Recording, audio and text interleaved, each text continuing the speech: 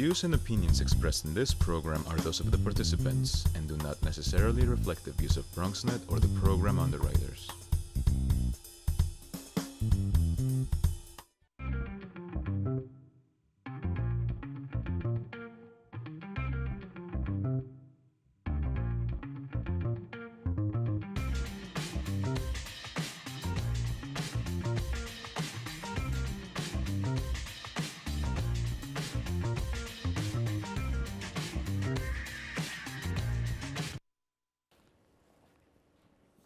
Hey there, it is time for the Bronx Buzz. Nice to be with you today. And this is a very important day in some ways in the history of the Bronx because the borough president of the Bronx, Ruben Diaz Jr., gave his 9th State of the Borough speech earlier this morning. And so today on the Bronx Buzz, as you probably know, we bring on reporters and journalists and people to talk about things going on in the Bronx. What could be better than having Sarah Valenzuela from the Bronx Times with us? We sat together in the same row watching the State of the Borough speech. Nice to have you with us, Sarah. I'm glad to be here. So before I ask you the question, I'll establish my own history with this. I've covered 3 borough presidents. I don't think I've missed a State of the Borough speech from Freddie Ferrer, Adolfo Carrion, or all 8, including the 9th today of Ruben Diaz Jr. So I'm just sorting through where this fits. But you told me, and you're a relatively new reporter at the Bronx Times, this was your first State of the Borough. Very first. So what did you think? I will just start with there, and then we'll break it down. We'll talk about the BP and what he talked about and all that. What did you think? I thought it was very well received, at least in terms of what I was noticing in audience reaction. The house was packed, mostly every seat was filled. So I think it got the support that it wanted to generate. And he also, President Diaz Jr. definitely touched on some important topics that, I mean, at least from a journalist standpoint, stories that my newsroom's been working on. These are all things that we kind of want to know about. Right, and you heard the leader of the Bronx talk about them in some detail. You got his point of view. I think you tapped into something maybe unwittingly that in my perspective of having seen all these State of the Borough speeches, I had the sense today, and now listen, they're always enthusiastic about the leader. Nobody wants to be nasty to the guy who's one of the leaders of the Democratic Party, et cetera. But I have the sense that a larger percentage of the people in that room, and frankly in the Bronx, are behind his agenda than other borough presidents in the past. So I agree totally with you that there seemed to be unanimity in the auditorium. It was at the Bronx High School of Science, by the way. You know what I realized? The reason that they do this week and they go to high schools because the schools are closed. Yep. And it gives them an auditorium to go with. The other thing I thought, and I have covered the borough president himself since before he was elected, and he and I have talked about that. He did his first debate ever on my TV show and everything else. I thought he was particularly relaxed in the beginning, especially when he came out and greeted people. He talked lightly about his marriage. He's always glowing about his family. I mean, he's a family man. We know that. And so I thought he was reasonably well relaxed. Did you get that sense of his persona in the speech? Absolutely. The fact that he spent a good 5 minutes just saying hello to his dad and then jumped right into the joke to mention. A guy went into a bar. He told some story. Here he is, the borough president. That was kind of fun. It was. It definitely lightened the mood for some of the heavier topics that he touched on. I remember once, just to go back in history well before you were covering the Bronx, but Freddie Ferrer, I think in one speech said, "I don't tell any tall tales in this room because everybody will know what I'm really talking about."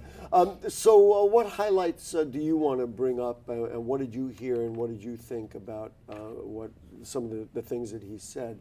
And I'll tell you what I think, but you bring up what you stuck out to you. Well, he definitely spent a good portion of his time talking about education, school overpopulation, the disparity between Black and Latino students in the specialized high school system. I think those were very important, at least for myself. I am a product of the public school system within New York City, not necessarily in the Bronx, but I can definitely empathize and sympathize with the overcrowding of schools and how it affects a child's well-being and how it affects performance. And then on the other side, there's the issue of Black and Latino students who want to go to specialized high schools, the fact that there's a large percentage of them who apply to take this test, but only a small percentage of them that actually go to these schools.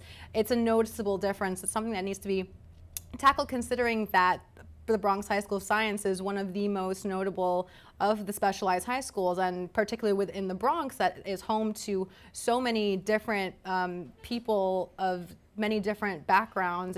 It's definitely something that needed to be addressed. I'm happy that he not so much called out the DOE, but he named the DOE as... I'm going to go to the speech. I think he directly called them out, but you can keep going. I'm going to look exactly what he said. Here, go ahead. Yeah, so he mentions the DOE. He talked about how these are some suggestions that he has for them to tackle specifically school overcrowding, and just addressing the fact that there needs to be something done in terms of the disparity between... Disparities, yeah. Yeah. Well, I'll tell you a couple of things. So here's the quote right out of the speech. I pulled it right out. He said it straight out. The Department of Education has not been preparing all the students in our communities for the best chance at success. I don't know if that's mincing words. It sounds to me like he said it straight out.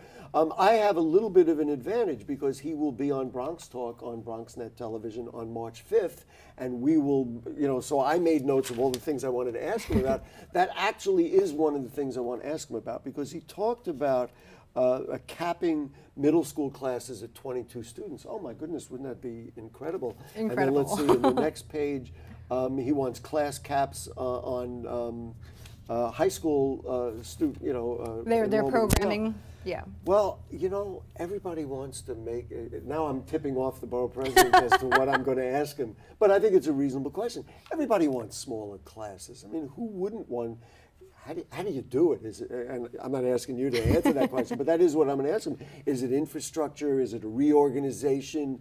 I mean, you just can't create seats. So yes, he's totally right. The other thing which I picked out of the education thing, and we knew about this because you in the paper might have covered it, he established a task force with Eric Adams in Brooklyn yeah. about disparities in education. So he's been a kind of can-do borough president. In other words, he's not done a lot of talk, but he's kind of followed up with projects like that I think really have broadened his citywide appeal, et cetera, et cetera. All right, so education was first on your list. You want me to come up with one, or you got something else that you wanted to bring up? Well, the second thing I wanted to bring up was the fact that he addressed the issues within NYCHA. I mean, at least for our newsroom, we get plenty of calls on a weekly basis, specifically when it was much colder in December and January. Tenants calling us, telling us that they had problems with heat. Well, it's like, how do you cover this story if it's such a larger story? There's protests happening here, rallies happening there, this person speaking here, this person speaking there, these people have no heat, these people have no heat. And then there's the issues with, okay, well, now there were some places where there's fires within NYCHA housings that are not related to heat problems. How do you distinguish those? So it's when he addressed those NYCHA issues, and I won't hold back on my words. Say it. He called out NYCHA for what were the issues with their system, talking about how they say that they have issues making these repairs. They don't have enough. The workflow is just not enough for them. And then he brought up the building of the Mario Cuomo Bridge and how that was constructed faster than... constructed and completed faster than it took them to replace he used the Patterson House's boilers. I mean, it's hard to argue with that logic. And specifically when you have the Bronx in particular, I mean, there's lots of housing projects here, especially when you have so many people who live here who live in housing projects and rely on the effectiveness of how these areas of the systems, yeah. of how it works. And really, they're like, how do you how do you just go day by day and decide, okay, well, I have no heat, I have no gas, I can't cook, so I have to eat out. But these people already, like a lot of them already don't have the means of income, so you're eating out every day, you're spending more money. He was certainly very clear about that, and I'll just embellish what you said. He's been a leader, if not the leader, in the city in saying declare it an emergency and let's use whatever funds or whatever considerations that gives to address it. And again, I'll be the nerd that goes through the speech itself. But he said that his frankly leadership on that, he got 60 elected officials to sign on to this request that Knight should declare an emergency, which include borough presidents, members of Congress, council members, senators, assembly members, et cetera, et cetera. So that was a real call to action. I think the stat that he gave in that speech, he said something along the lines of nearly half of all boilers within I'm sure I can pick it out here while you're talking. Within the entire NYCHA system, and please correct me when you find this, within the entire NYCHA system needed to be replaced. And I thought that was amazing to me. It's embarrassing. Yeah, nearly half. I mean, what do you say to the thousands of residents who live here, who live in these places? They have no other alternative. Sarah, you going to write about this? I potentially will, but we'll see. It depends on what the editor says. The office. All right. Sarah, it was great to spend time with you at the State of the Borough address. I hope that for this borough president and future ones, we sit together again and we bring you on the Bronx Buzz to have you talk about it. Absolutely. Great. We're going to take a short break, and then we're going to go downtown, and Michael Benjamin from the New York Post will have something to say about some of the issues that Sarah raised and the borough president's State of the Borough speech. Thank you so much, Sarah Valenzuela. Check her out in the Bronx Times. She's great.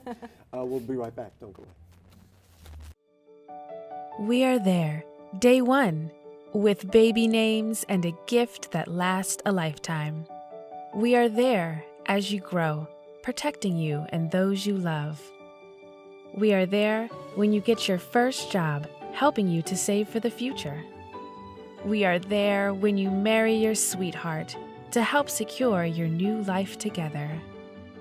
We are there if the unexpected happens to help you see life from a new perspective.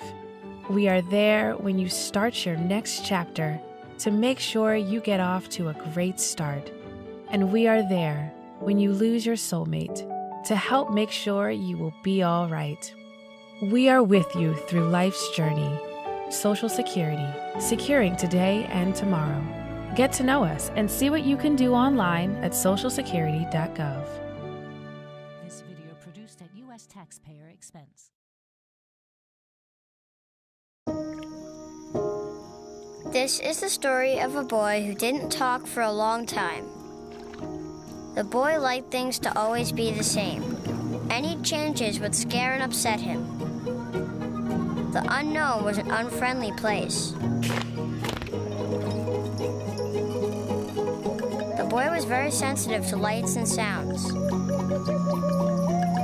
So he built secret hiding places where they couldn't get in. The boy didn't like looking people in the eye. He wasn't trying to be mean, it just made him feel uncomfortable. Sometimes he would flap his arms again and again. One day, I found out I had something called autism. My family got me help. Slowly, I found my voice and learned all the ways I could live with it better. Early intervention can make a lifetime of difference. Learn the signs at autismspeaks.org.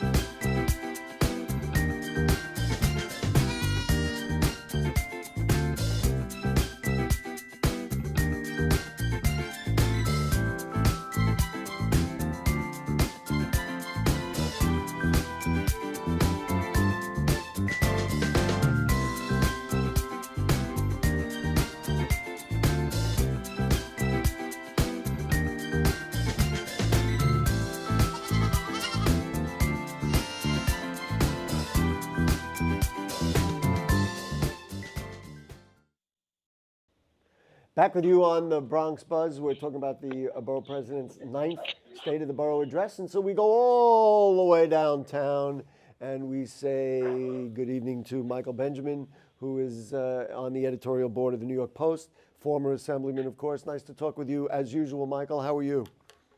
I'm well, Gary. How are you? I'm fine. So I was recounting earlier. I mean, I've sat through State of the Borough addresses by the last three borough presidents, Freddie Ferrer, Adolfo Carrion, and Ruben Diaz Jr. Just general impressions. What did you think of what you heard this morning? Good speech. He covered some good topics, but there's very little a borough president can really do beyond being a borough cheerleader. I mean, no real authority to move things and put anything into law, into effect. I mean, I like the fact that he and two council members are collaborating on legislation to improve fire safety. I mean, that's important. You know, although ironically, he didn't bring that up directly in that way, right? Did I miss it? He did. He did bring it up. He did praise Richie for working with him. Yes. Yes. All right. Fair enough. Although they also he had the task force with Eric Adams on specialized schools. I mean, he did do that. But that began last year. I think he may have announced it in last year's speech, I think. That's probably true. We were just talking earlier with Sarah Valenzuela from the Bronx Times about the whole idea with NYCHA and his criticism of the boilers. I thought it was interesting and frankly worthwhile that he has grabbed a group of elected officials together to declare it an emergency. Again, there's no disagreement with you that he has no legislative power, but that is the way to begin to force the issue. He's got 60 elected officials behind him. You think there will be some movement as a result of that in NYCHA?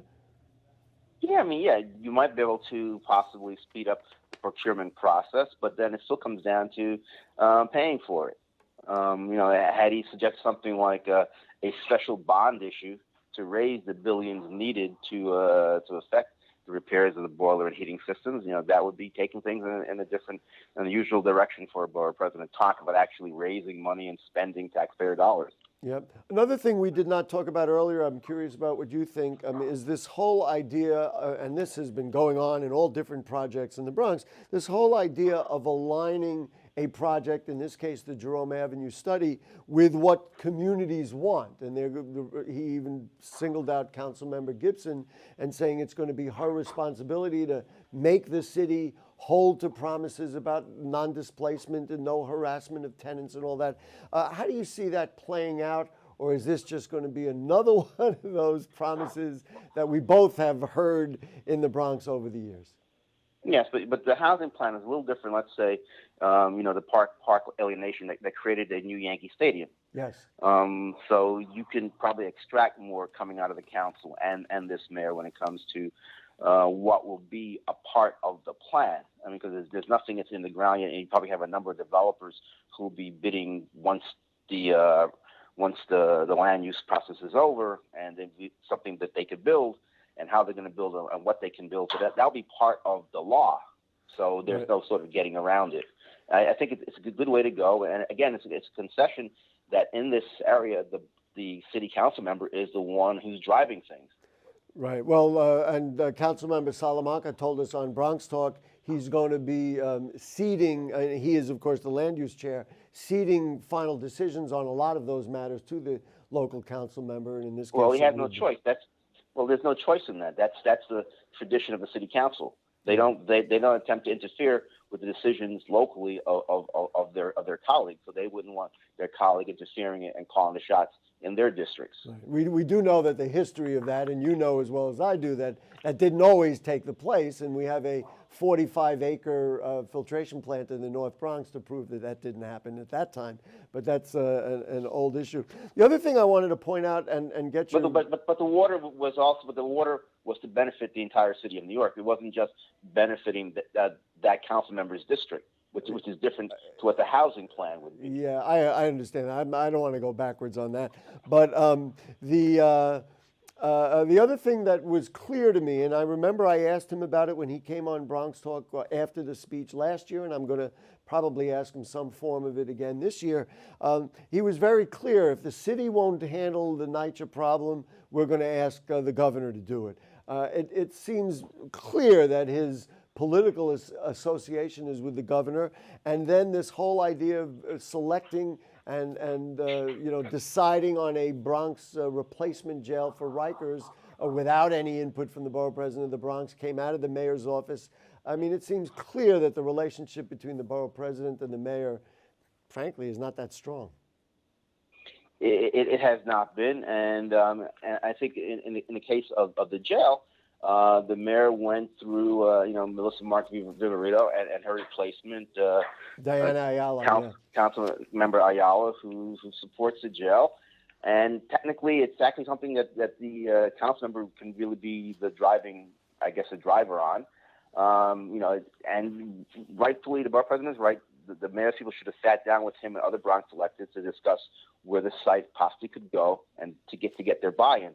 But he chose, to just go through the council member and then go through the speaker of the council and then claim the city council is behind him. That's like, that was not too smart politically. Yeah. And I like the borough president's pushback. Yeah, I did too, and also Corey Johnson in later interviews, I think I saw it on New York One, he said something to the effect of, I'm still open to talking about it, but certainly coming out of City Hall, it was very, very clear that they're just going to push ahead and they're going to do whatever they can to push that forward. Let's talk about lower level drug offenses. And one of the things that he said is bail reform. This was a rather bold statement, saying that we should not have cash bail at all because it's not really that bold. I mean, it's an issue that's been around for the last couple of years, and now it's caught on with great attraction for there to be an end to cash bail for particular offenses, particularly misdemeanor and low-level felonies. Mm-hmm. But you will still have bail for persons like those two brothers who were apparently building a bomb. Yeah, in the Bronx, horrifically enough. Let's just talk a little bit about it. And I've got this speech in front of me, and I'm reading it right out. He talked about the relationship with the federal government and the Trump presidency. And I thought it was interesting. He related it to President Ford, who said, to New York City, drop dead, and Mayor Lindsay was distracted for national aspirations. And he repeated a number of times, we bounced back because we are New Yorkers, and that is what we do. I thought it was fascinating because my sense was in the past he would say, because we are from the Bronx, and that's what we do. To me, that started to suggest a broader vision, looking at the city, and of course trying to cast himself as a city leader. What do you make of it? What do you make of his prospects at this point, very early date, for a mayoral campaign? He's laying his marker down. He led up with the Bronx being a model, a national model for revitalization and renewal, and I think that resonates across the city as well. So many of the things that the Bronx are facing, other communities across the city are facing, and he's trying to establish himself as a seasoned, political leader who can look at issues beyond, our borough. And, he needs to be the first Bronx elected to make it out of the Bronx and be elected to a citywide office, whether it's mayor or another office. Herman Badillo did not make a citywide. Well, he was a congressman, right? Yes, he was. But yes, Herman Badillo and Robert Abrams were the last elected officials to make it out of the Bronx. Right. Just on that note, he would of course be the first. Actually, Badillo actually lost for mayor.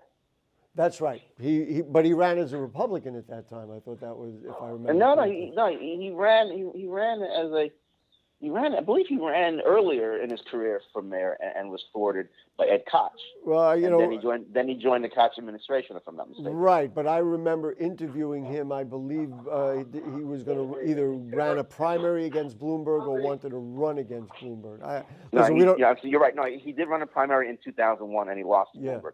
That is correct. Yeah, I somehow remember that. What if, just to speculate for political fun, what if Scott Stringer runs for mayor, Letitia James runs for mayor? These are people already with citywide images. How does the borough president stand, do you think, right now, citywide? You probably have a better vision than I do because I'm so local here in the Bronx and you're covering a larger base. Well, because they're citywide officials right now, Stringer and Tish James have an advantage and have a leg up. And I think if they were to run for mayor, I don't see Rubin running in a crowded primary with those two. I would see him running either for public advocate or city controller. Mm-hmm. But and he's young enough to look at a lower citywide office than mayor. That could be, and work his way up. Also, speculation is out there. I don't know that that's on his agenda, but speculation is out there that he could consider a run for Congress as well. We've heard that too for a number of years.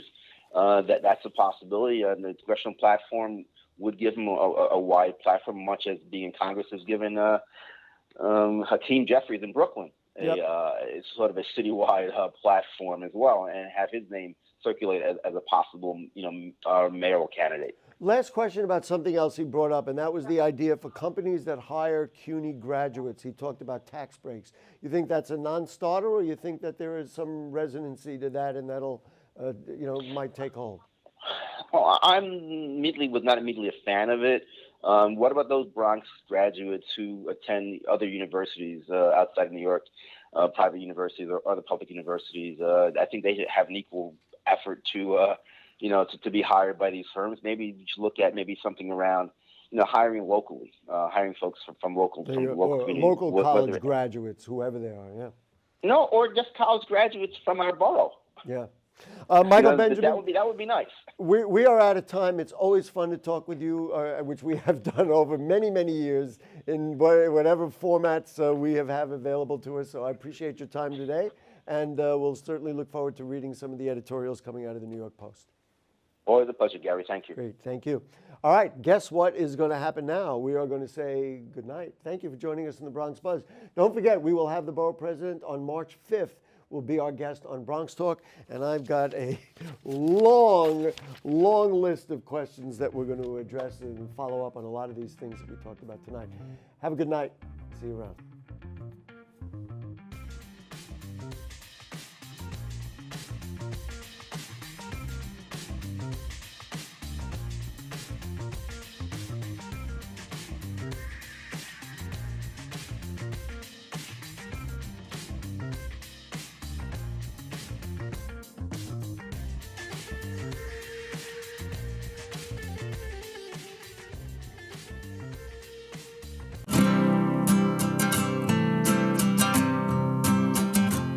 Día a día, una red de samaritanos reúne el excedente de comida en bancos de alimentos, dando esperanza a millones de niños que luchan contra el hambre.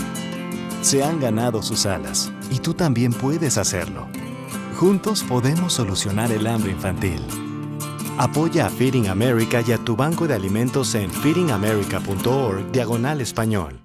María, tiene usted prediabetes. ¿Prediabetes?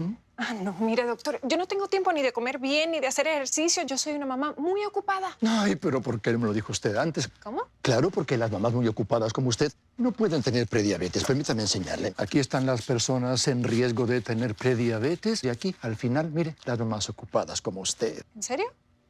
No.